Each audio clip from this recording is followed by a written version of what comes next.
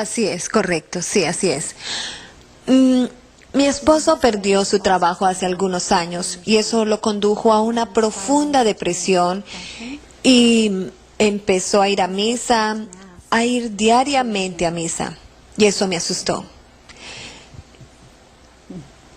Y se sanó de su depresión y él lo atribuyó única y exclusivamente a la recepción de la Eucaristía, el cuerpo y sangre de Cristo. Él fue sanado completamente. Luego consiguió trabajo como trabajador de servicios religiosos en un hospital católico y me informó que nunca más iba a ir a una iglesia protestante y que solamente iba a ir a misa. Esto fue muy duro para mí y le dije, hagas lo que hagas, no reces el rosario. Simplemente no podía soportar eso. Eso era para mí la mayor herejía. Él nunca me dijo nada, nunca me hizo ninguna promesa al respecto. ¿Pero lo hacía en privado o...? Estoy segura que sí lo hacía. Muy bien, muy bien. Pero nunca me lo decía. Muy bien. Entonces él iba a misa y estaba creciendo en su fe. Él oraba bastante y yo no lo hacía y no era feliz. Yo continué buscando una iglesia protestante, pero no encontraba ninguna y no sabía qué hacer. Dejamos de ir juntos a la iglesia. Sentía que perdía mi fe que siempre fue algo importante para mí. Entonces, llena de desesperación, empecé a ir a misa con él, al menos para estar sentados juntos en la iglesia. Todo me parecía extraño para ser honesta. Todas las cosas diferentes como la genuflexión, el agua bendita, el sonido de las campanas fue otra de las cosas diferentes. Pero lo que encontré bello fue la Sagrada Comunión. Y todo el servicio me colocaba alrededor de la Sagrada Comunión. Eso para mí era completamente bello. Y me preguntaba, ¿por qué en la iglesia luterana no teníamos la Sagrada Comunión más a menudo, sino solamente una vez al mes? Y eso era algo especial para mí, la Sagrada Comunión. Peter me dio un libro en aquel entonces titulado Roma Dulce Hogar, escrito por Scott Hahn. Por Scott Hahn y Kimberly Hahn. Pero en 3 meses no lo toqué. Me repugnaba el título. Pero me intrigaba saber que habían protestantes evangélicos. Él fue pastor, que se habían hecho católicos. Yo no conocía a nadie excepto a Peter que hubiera hecho eso. Entonces no lo leí, pero seguí yendo a misa con él. Tenía un montón de preguntas acerca de los santos, la oración a María, los cuales eran temas muy difíciles para mí. Es interesante mencionar que una amiga anglicana me explicó, bueno, uno siempre dice el credo y en el credo uno dice yo creo en la comunión de los santos. ¿Qué significa eso? La comunión de los santos de arriba, los santos de abajo, todos son un cuerpo místico y el velo entre nosotros es muy delgado. Entonces, si uno le pide a un amigo que ore por uno, entonces ¿por qué no pedir a María? ¿Por qué no pedir a los santos en el cielo que oren por uno? Y eso tuvo sentido para mí.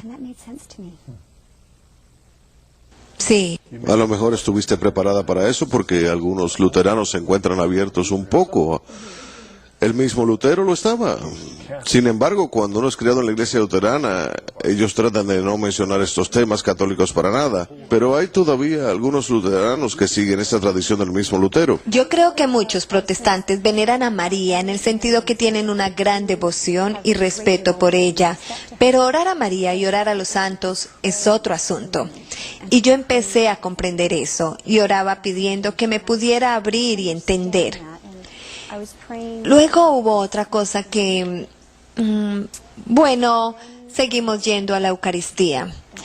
Y cuando uno va, y por supuesto que yo no podía participar en la Sagrada Comunión.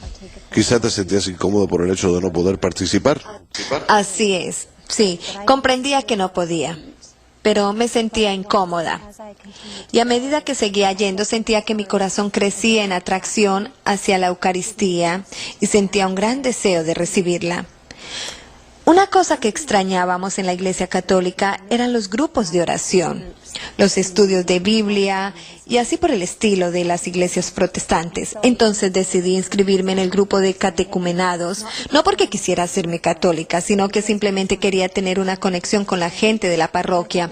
Y pensé, quizás este es un buen lugar para hacer las preguntas que tenía en mente. Entonces me uní al grupo de catecumenados. Era un grupo de gente muy agradable, muy amable, muy servicial, muy sincera. Pero el programa de catecumenado estaba más orientado hacia el Señor. Para los catecúmenos, aquellos que querían venir a la fe católica.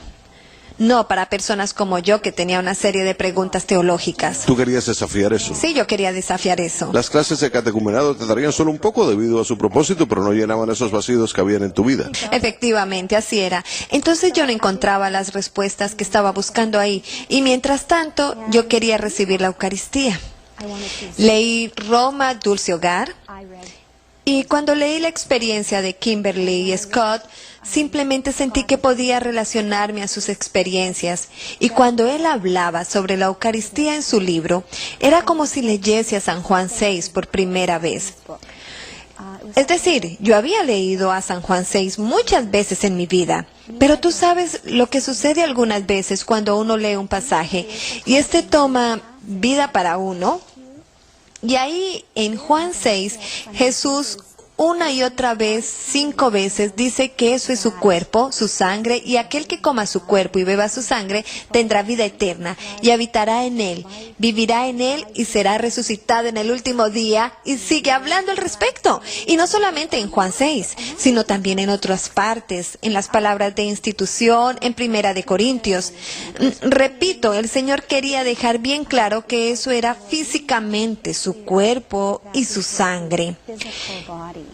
Y yo creí, sí,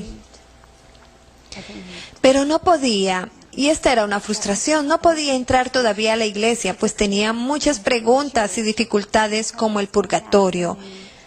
María era también uno de los problemas, y el rosario, no podía concentrar mi mente en eso. Bueno, ¿y entonces cómo superaste esos problemas? En aquel tiempo conocíamos al sacerdote más maravilloso, el padre John Horgan. La audiencia de EWTN está familiarizado con él, ¿verdad? Así es, y a propósito, en estos momentos él tiene una serie sobre ángeles los martes por la mañana. Él es un hombre santo y un sacerdote maravilloso. ¿Qué gran guía tuviste? ¿Perdón? ¿Qué gran guía tuviste? Efectivamente, eso fue un gran don que recibimos en ese tiempo, y él se tomaba el tiempo para responder a mis preguntas, respondía a todas y cada una de ellas en forma muy clara para que yo pudiera entenderlas, y sabía que él entendía de dónde provenía yo. Él me explicó bellamente todo lo concerniente al rosario. Me explicó cómo rezar el rosario. ¿Deseas que lo cuente? Sí. Porque para mí, ¿por qué tener 10 Ave Marías seguidas? ¿Por qué no tener 10 Jesús, yo te amo, Señor, Jesús, sálvame, y una Ave María al final? Pero él me habló, me explicó sobre los misterios. Yo no sabía nada sobre los misterios, que cuando uno reza el rosario, uno medita sobre la vida y aspectos diferentes sobre la vida, ministerio y sufrimiento de Cristo. El rosario trata realmente sobre Jesús. Entonces, cuando uno reza el rosario y medita sobre Cristo y le pide su intercesión a María, uno reza en 2 niveles diferentes. Y la intención de María es llevarnos más cerca a Cristo. Correcto. Yo pensaba que los católicos adoraban a María, y eso no es verdad. María es alguien que quiere simplemente llevarnos a Cristo, y al acercarnos a ella, entonces nos acercamos a Cristo, y en el rosario uno se acerca a Cristo.